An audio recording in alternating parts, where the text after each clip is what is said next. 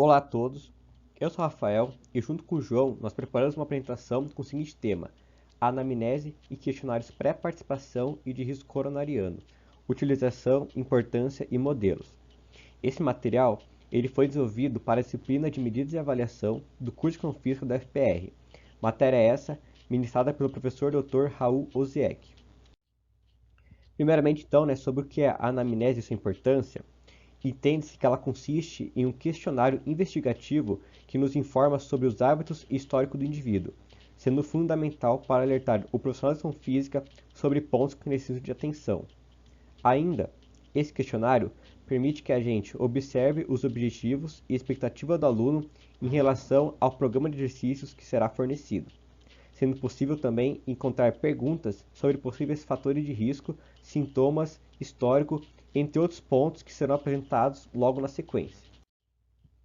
Bom, então uma anamnese ela é dividida em duas partes, uma parte com informações clínicas e outra parte sobre o estilo de vida do indivíduo.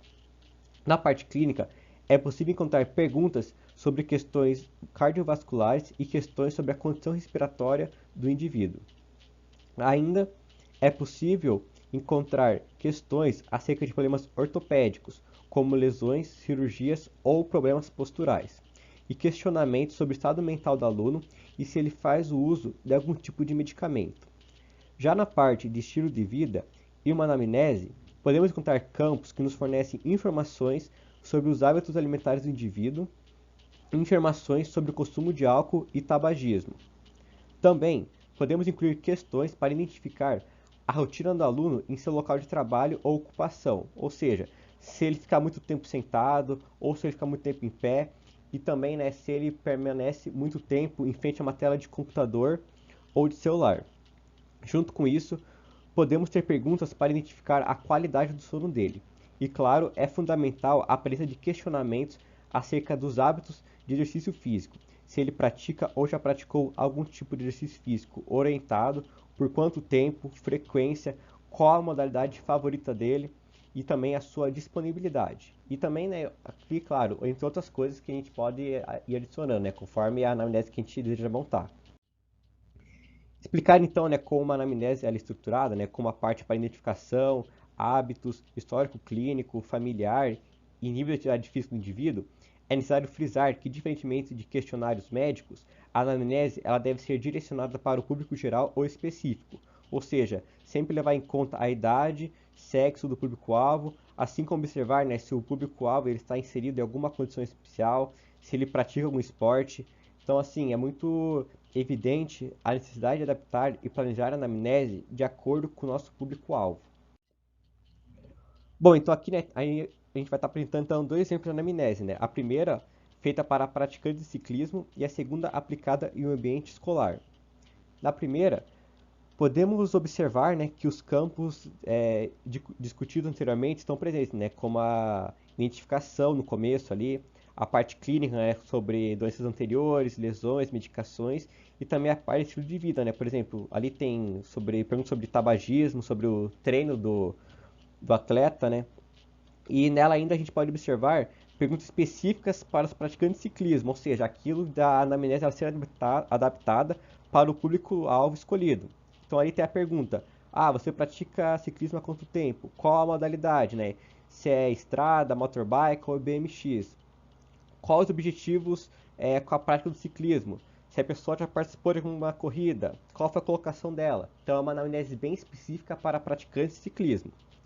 Já na segunda ficha de anamnese, ela é mais uma ficha planejada para ser aplicada em um ambiente escolar, Então ali tem perguntas mais voltadas para aquela parte clínica e engloba as perguntas com sim ou não, tendo espaço para explicação se necessário, enquanto na primeira anamnese as perguntas não são tanto de alternativa, de sim ou não, são mais discursivas,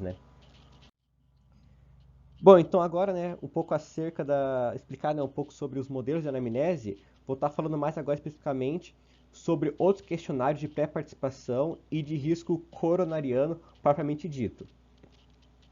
Então, os quais, esses questionários, eles são uma alternativa frequentemente utilizada para verificar a prévia da prontidão para a realização de exercícios físicos, pois possibilita identificar indivíduos que não estão aptos a iniciar um programa de exercícios. Então, também se mostra, né, como uma ferramenta muito importante para o trabalho do educador físico.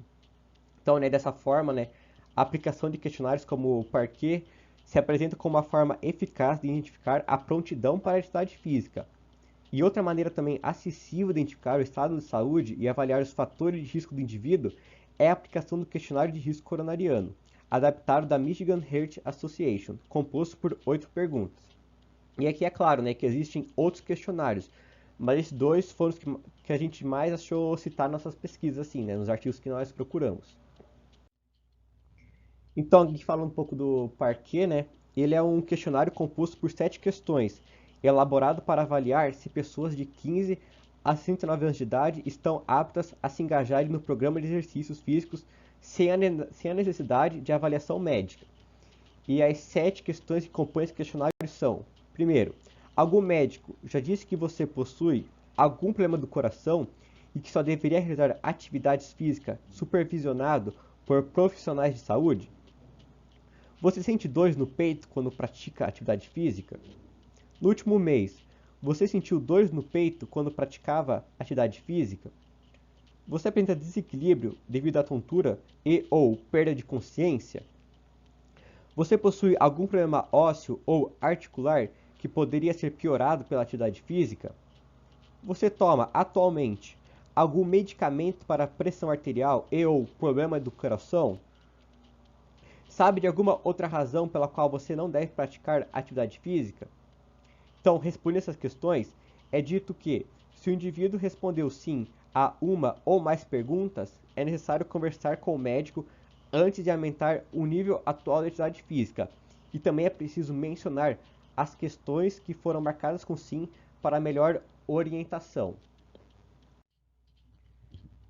Já então, acerca, né, do questionário risco, né, ele contém então 8 fatores de risco, sendo o risco coronariano representado pela soma dos scores obtidos nos 8 fatores de risco. Então esse questionário foi adaptado, né, pela Michigan Heart Association, né. Então, os 8 fatores de risco abordados nele são idade, herança familiar, percentual de gordura, tabagismo, minutos por semana de exercícios, colesterol, pressão arterial sistólica e pressão arterial diastólica. Cada campo, então, possui uma determinada pontuação, como apresentar na imagem, né? Então, pessoas com idade acima de 60 anos só que apresentam maior fator de risco para, né, o de risco coronariano. 5 pessoas que possuem uma doença familiar com 5 parentes com cardiopatia também apresentam maior risco. Mulheres acima de 30% de percentual de gordura e homens acima de 50% também apresentam maior risco. Pessoas que têm o hábito, né, de fumar acima de 40 cigarros por dia. Pessoas que têm abaixo de 30 minutos de exercícios por semana. Pessoas com colesterol acima de 280.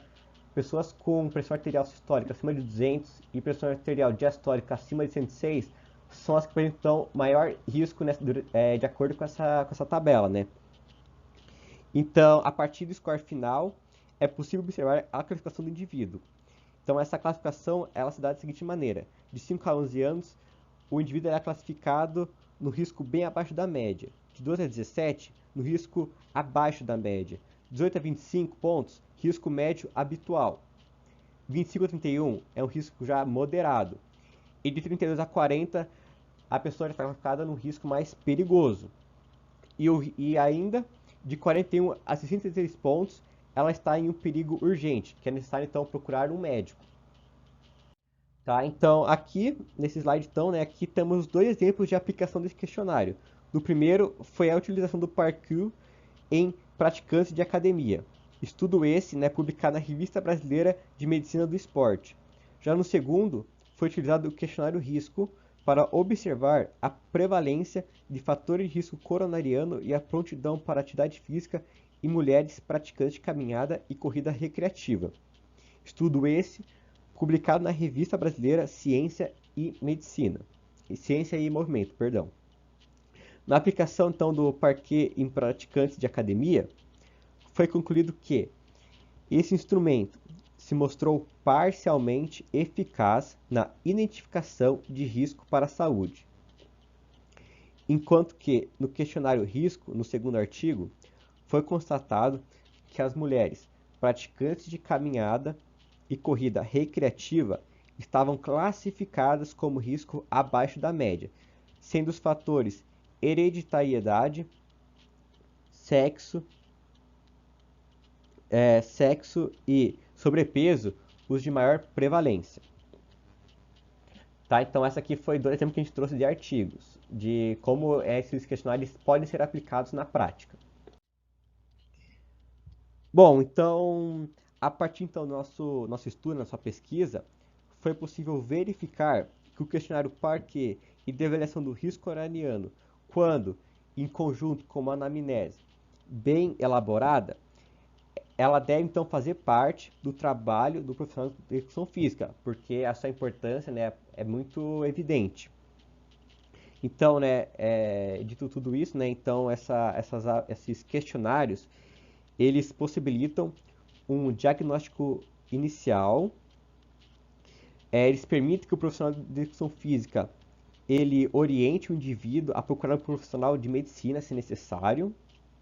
Além também que com a aplicação desses formulários, o responsável ele acaba por demonstrar também um profissionalismo e que ele está preocupado com a saúde do indivíduo. Então ele passa credibilidade no seu trabalho, né? E também, né, por fim, né, através desses três, né, métodos de questionário, é nos disponibilizado informações relevantes para a atuação profissional. Então, o que nos fornece também orientações, contraindicações, indicações sobre o nosso indivíduo, né? O nosso indivíduo que irá trabalhar com a gente, né? Então, aqui são nossas referências, né? Utilizadas para a produção desse nosso material, para quem tiver interesse. E é isso, então. Esse foi o nosso trabalho. Obrigado por ter assistido até aqui. Espero que a gente tenha conseguido, né, agregar conhecimento para vocês e também já peço desculpa pelo meu microfone que provavelmente deve ter dado algum chiado durante a apresentação, né? Então foi isso e obrigado.